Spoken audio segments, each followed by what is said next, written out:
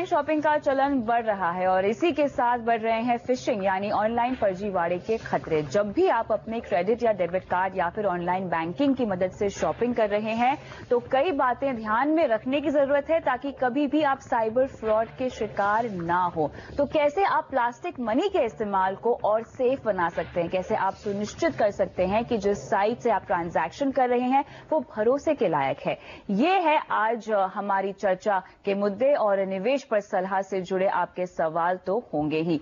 नमस्कार, मैं हूं कविता थपलियाल और हमारे साथ आज है बजाज कैपिटल के ग्रुप सीईओ अनिल चोपड़ा। अनिल जी, आपका स्वागत है। तो चलिए आज के मुद्दे की शुरुआत करते हैं। अनिल जी, यहाँ पर प्लास्टिक मनी का इस्तेमाल तो हम जानते ही हैं जोरों पर है और ऑनलाइन ट्रांजैक्शन हो या ऑनलाइन मनी ट्रांसफर हो, हर कोई आजकल ऑनलाइन सभी अपने काम कर रहा है, लेकिन इससे जुड़े कई सारे खतरे भी सामने आ रहे हैं। चूंकि आप इस बिजनेस में कई सालों से हैं, सबसे पहले मैं वो थ्रेट्स जानना चाहूंगी जो हमें ऑनलाइन पर देखने को मिलते हैं। देखिए, ये सबके लिए बहुत जरूरी है जानना कि फ्यूचर में ज्यादा से ज्यादा ट्रांजैक्शंस ऑनलाइन ही होंगी। इवन हमारे नए प्रधानमंत्री साहब ने भी पीछे एक लेक्चर में बोला था कि वो चाहते हैं कि कैशलेस इकोनॉमी हो जाए और नगद कैश का कम से कम इस्तेमाल हो, ज्यादा से ज्यादा ऑनलाइन हो या बैंकिंग चैनल के थ्रू हो या क्रेडिट कार्ड्स के थ्रू हो। तो ये बहुत जरूरी है कि चाहे वो आप हाउसवाइफ हैं या आप स्टूडेंट हैं या आप सीनियर सिटीजन हैं, ऑनलाइन पेमेंट करना और क्रेडिट कार्ड्स का इस्तेमाल करना आपको अच्छे से आना चाहिए। साथ ही इससे जुड़े जितने भी खतरे हैं, जो रिस्क हैं, जो फ्रॉड होने के चांसेस हैं, उनको कैसे कम से कम किया जाए, उनको कैसे मिटिगेट करके मिनिमाइज किया जाए, ये भी जानना हम सबके लिए बहुत जरूरी है। तो पहली बात तो है कि जो क्रेडिट कार्ड्स हैं वो आप जब भी उसका इस्तेमाल करें इंटरनेट पे कुछ भी खरीदारी करने के लिए या कुछ भी पेमेंट करने के लिए, तो आप साइट को अच्छी भली भांति जांच लें कि क्या वो साइट एक सिक्योर कोड से सुरक्षित है। तो वो जनरली आप देखेंगे कि साइट्स की जब इंफॉर्मेशन रहती है तो वहां पे लिखा होता है सिक्योर्ड बाय वीजा और मास्टर कार्ड सिक्योर कोड। तो जब भी आपको ऐसी साइट मिले तो वहां पे आप थोड़ा निश्चिंत होकर ऑनलाइन अपनी डिटेल्स दे सकते हैं और आप वहां पे आपके लिए ज्यादा अच्छा रहेगा और रिस्क कम रहेगा अपने क्रेडिट कार्ड्स की डिटेल देना या ऑनलाइन खरीदारी वगैरह करना। तो ये एक बहुत जरूरी है कि आप साइट्स पे जब भी जाएं तो ये देख लें कि क्या वो सिक्योर्ड साइट्स हैं, क्या वो रेप्यूटेड कंपनीज की साइट्स हैं। और जब आप यूआरएल टाइप करें कोई भी साइट पे जाने के लिए तो वो आप गूगल सर्च में जाके ना करें, इसके बजाय आप खुद टाइप करें ऊपर सर्च लाइन में जाके, ताकि आप करेक्ट साइट पे पहुंचें और किसी फर्जीवाड़े या किसी नकली या कोई फ्रॉडुलेंट साइट पे ना पहुंच जाएं, जो कि एक स्पेलिंग में मिस्टेक से हो सकता है। बिल्कुल। तो यहाँ पर प्लास्टिक मनी के इस्तेमाल को जब हम कोई ट्रांजैक्शन करते हैं तो ओटीपी पिन का बहुत ही चलन बढ़ चुका है। इनफैक्ट ये एक सेफ्टी इंस्ट्रूमेंट ही है जो कि बैंक और तमाम कार्ड कंपनियों ने लॉन्च किया है। इसका हम किस तरह से इस्तेमाल कर सकते हैं? देखिए, ओटीपी एक बहुत ही बेहतरीन एक नया रास्ता निकाला है अपनी ट्रांजैक्शन को सिक्योर करने के लिए। ओटीपी का फुल फॉर्म है वन टाइम पासवर्ड और ये हर दफा बदलता रहता है। देखिए, जो पुराने जो क्रेडिट कार्ड हम इस्तेमाल करते थे, साथ में एक पिन नंबर होता था जो कई बार कार्ड के पीछे ही लिखा होता था। तो कई तरह के फ्रॉड हमने देखे कि कार्ड हमने दिया पेट्रोल पंप में किसी को या रेस्टोरेंट में, वो अंदर ले गए उसको स्वाइप करने के लिए और सारी डिटेल नोट कर ली और बाद में उसका मिसयूज हो जाता था।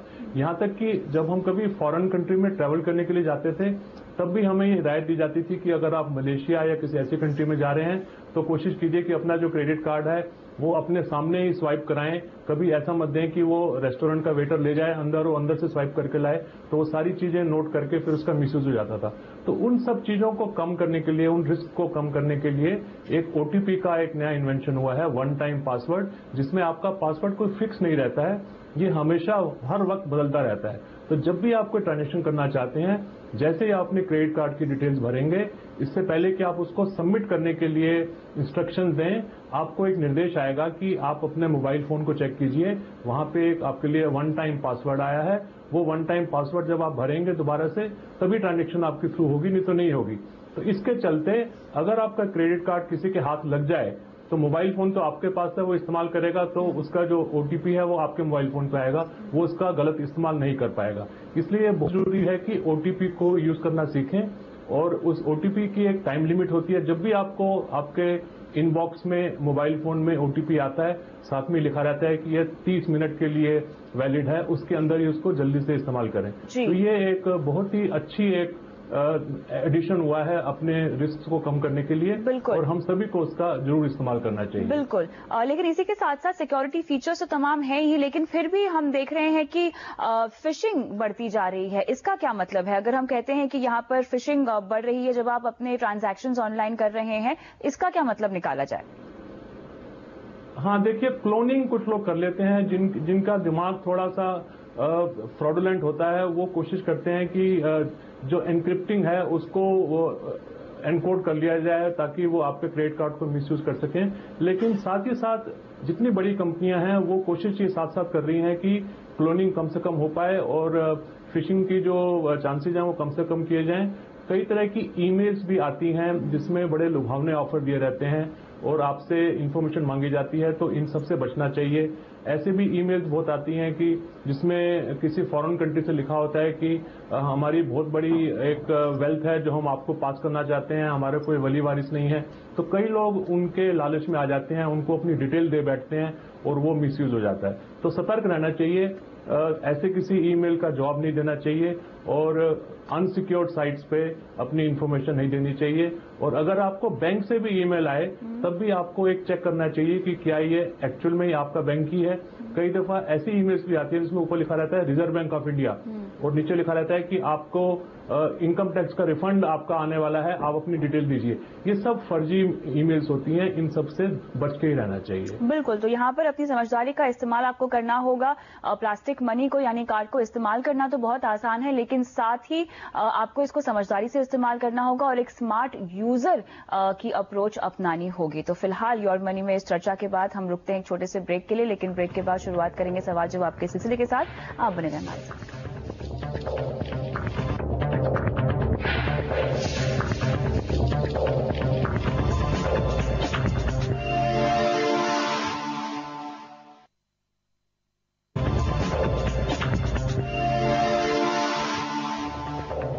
योर मनी में आगे बढ़ते हैं, शुरुआत करते हैं सवाल जवाब के सिलसिले के साथ। हमारे पहले दर्शक विनय कुमार हमारे साथ फोन लाइन पे हैं। नमस्कार विनय जी, बताएं कहां से बोल रहे हैं, आपका सवाल क्या है? मैं मुजफ्फरपुर से बोल रहा हूँ। ओके। लास्ट 9 मार्च को मैंने खारघर मुंबई में एक क्रेडिट कार्ड के लिए अप्लाई किया था SBI में। तो उसके बाद मैं ऑनलाइन चेक कर रहा था तो मुझे कोई ट्रैक नजर नहीं आ रहा था। मैं अपना PAN number, date of birth डाल के ट्रैक करना चाह रहा था।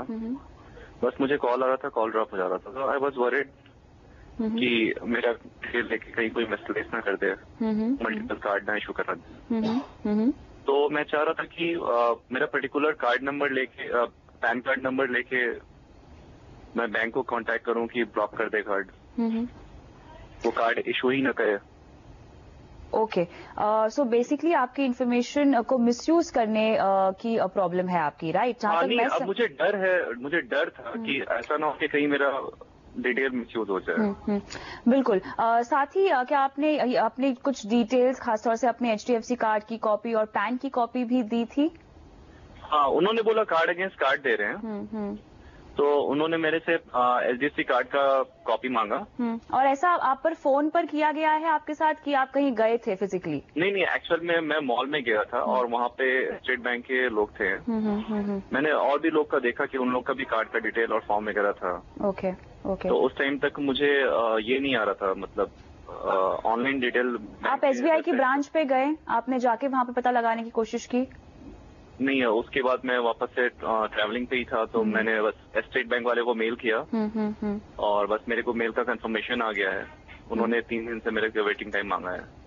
ओके, ठीक है। यहाँ पर आपको अब आगे क्या करना चाहिए, बात करते हैं अनिल चोपड़ा जी से। अनिल जी, यहाँ पे इन्होंने काफी कुछ तफ्तीश अपने एंड पे तो कर ही ली है, लेकिन फिर भी इस तरह के किस्से बहुत कॉमन हो गए हैं जहाँ पे फोन पे कार्ड्स बेचे जाते हैं। जैसे कि इन्होंने बताया, विनय भी एक मॉल में गए थे, वहां पे इन्हें कियोस्क दिखा और वहां पे जाके इन्होंने कार्ड के लिए अप्लाई कर लिया।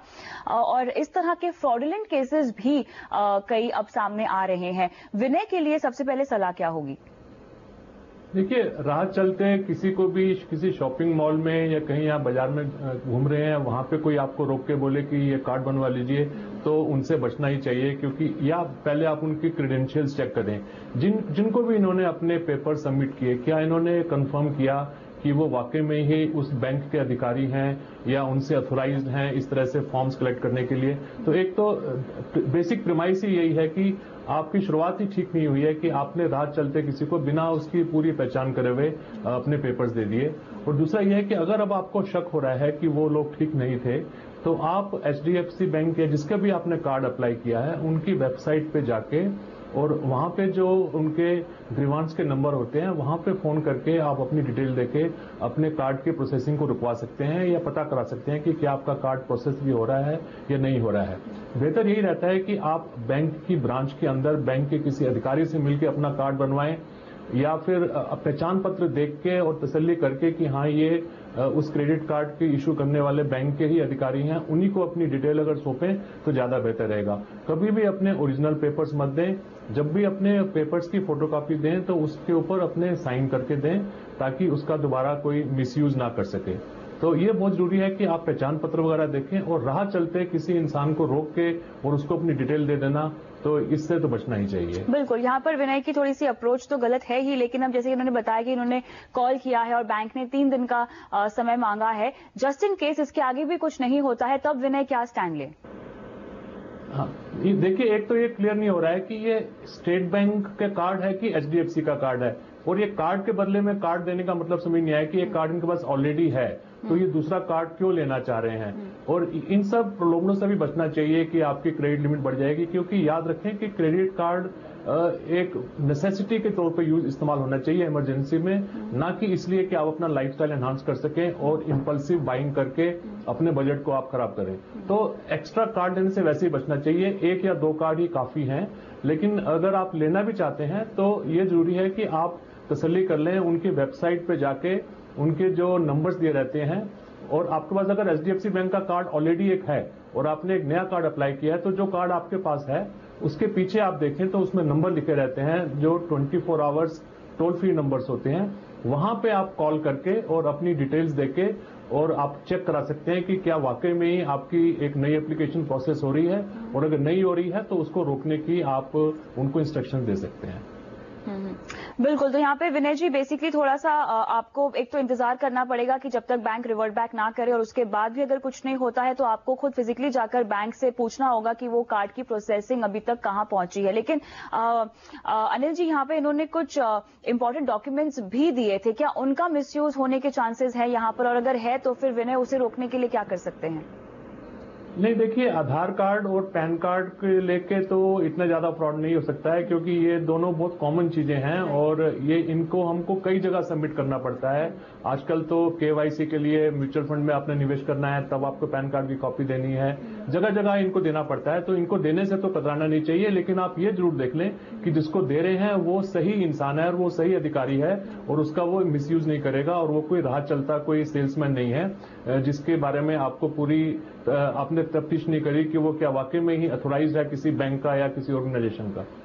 चलिए, तो यहाँ पे सावधानी से काम लेना होगा, खासतौर से जैसे कि अनिल जी ने बताया। विनय, अगर आप मुझे सुन सकते हैं, क्रेडिट अगर आप ज्यादा ना ही रखें अपने ऊपर तो बेटर है। एक क्रेडिट कार्ड अगर आपके पास है तो आपको दूसरे की जरूरत नहीं है। इस तरह के लालच से और लोभ से आपको बचना ही चाहिए। लेकिन फिलहाल आप वेट कीजिए कि आपका बैंक आपको कॉल करे, और अगर ये कॉल नहीं आता है तो आपको खुद SBI जाना पड़ेगा और वहां पर जाकर आप अपने कार्ड का स्टेटस पता लगा सकते हैं। उम्मीद करते हैं कि योर मनी से आपके सवाल का जवाब मिल गया होगा आपको। लेकिन अगर आप भी हमसे mutual fund, insurance, financial planning, credit card, loan से जुड़ा हुआ कोई भी सवाल पूछना चाहते हैं तो अपना सवाल अपने कॉन्टैक्ट नंबर के साथ mf@moneycontrol.com पर भेज दीजिए। साथ ही योर मनी के फेसबुक के पेज पर जाके भी आप सवाल पोस्ट कर सकते हैं और पुराने एपिसोड्स भी यहां देख सकते हैं।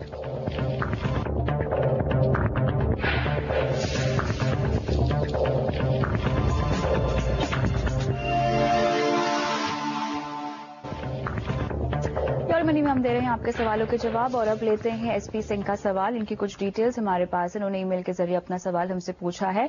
42 इयर्स के हैं और इनकी वाइफ 36 इयर्स की है। इनका कुल निवेश जो ये हर महीना करते हैं लगभग 24,000 का है, और साथ ही इनकी वाइफ भी 24,000 का मंथली निवेश करती है।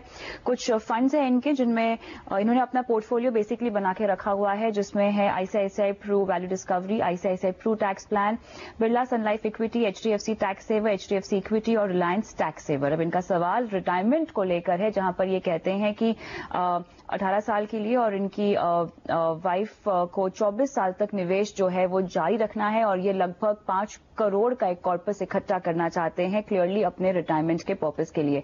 जुड़ते हैं अनिल चोपड़ा से जो हमारे आज के मेहमान हैं। अनिल जी, यहाँ पे काफी लॉन्ग टर्म इन्होंने अपने लिए प्लानिंग कर रखी है, इनका जो गोल है काफी लॉन्ग टर्म है और जो निवेश कर रहे हैं राशि वो भी काफी अच्छी है, लेकिन मेरा सवाल इनके फंड्स को लेकर है। आपको लगता है कि इनके फंड्स में कुछ ज्यादा ही टैक्सेबल फंड्स नहीं है, इलेसेस की तरफ इनका झुकाव ज्यादा नहीं है?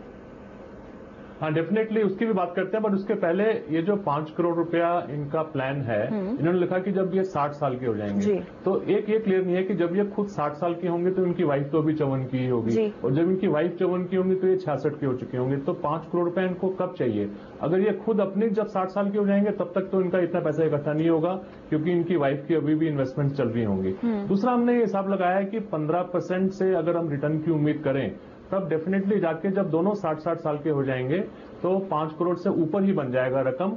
और लेकिन 15% आ पाएगी कि नहीं आ पाएगी अगले 18-20 साल में रिटर्न, इस पे भी एक थोड़ा सा क्वेश्चन मार्क है, क्योंकि पिछले तो 35 सालों में 17% की रिटर्न आई है जब से सेंसेक्स स्टार्ट हुआ है।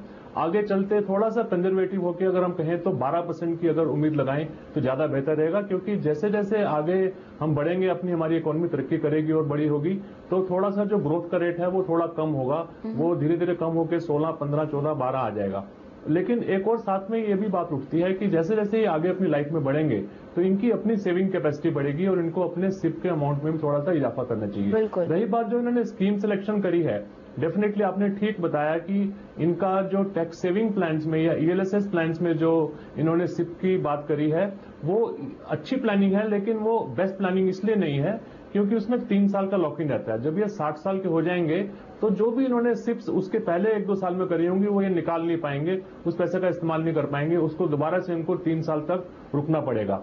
हम इनको ये सलाह देंगे कि बजाय इसके कि ये सारा पैसा अपना या लार्ज कैप इक्विटी फंड्स में या फिर ईएलएसएस में लगाने के बजाय थोड़ा पैसा ये डाइवर्ट करें स्मॉल कैप कंपनीज में, फंड्स में और मिड कैप फंड्स में। तो हम इनको सलाह देंगे कि दोनों जो इनके टैक्सेबल फंड्स हैं उससे ये मूव करके अगर फ्रैंकलिन इंडिया का स्मॉलर कंपनीज फंड और एसबीआई का small and mid cap funds में भी 4-4 हजार रुपए की 2-2 सिपें स्टार्ट कर दें, दोनों हस्बैंड और वाइफ अलग अलग, तो ज्यादा इनका जो पोर्टफोलियो है बैलेंस हो जाएगा और इनकी अपने गोल के पहुंचने में भी इनको काफी मदद करेगा। बिल्कुल, तो यहाँ पे इनको अपना निवेश तो बढ़ाने की जरूरत है ही। यहाँ पे 2 फंड्स अपने पोर्टफोलियो में आपको रिप्लेस भी करने हैं। एसपी सिंह, अगर आप मुझे सुन सकते हैं, लेकिन अगला सवाल ये होगा अनिल जी, आपको लगता है कि ये अपनी अप्रोच में सेक्टोरल या थीमेटिक फंड्स भी डाल सकते हैं अपने पोर्टफोलियो में, इसको एड ऑन कर सकते हैं?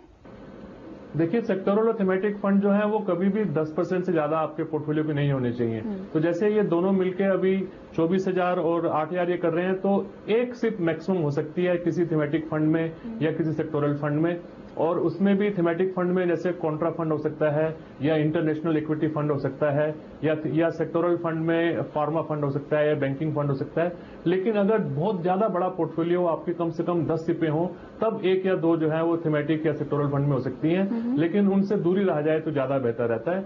आप अपने आप को सीमित रखिए लार्ज कैप फंड्स में तकरीबन 40% तकरीबन मिड कैप और स्मॉल कैप फंड में, और बाकी 20% जो है वो वैल्यू स्टाइल फंड में या फिर जो फ्लेक्सी कैप फंड्स हैं, तो वो एक बेहतर बढ़िया पोर्टफोलियो बनता है। बिल्कुल, और यहाँ पे अपने निवेश में आपको डिसिप्लिन मेंटेन करना होगा और हर साल अपने निवेश को बढ़ाने की जरूरत है। आईसीआईसीआई प्रू टैक्स प्लान और रिलायंस टैक्स सेवर से आपको निकलना होगा।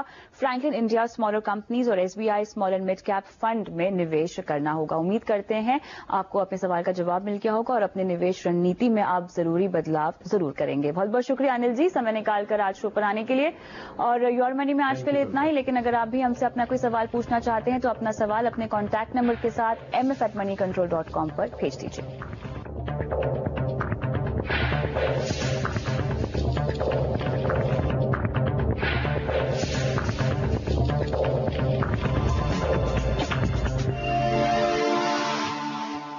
प्रायोजक है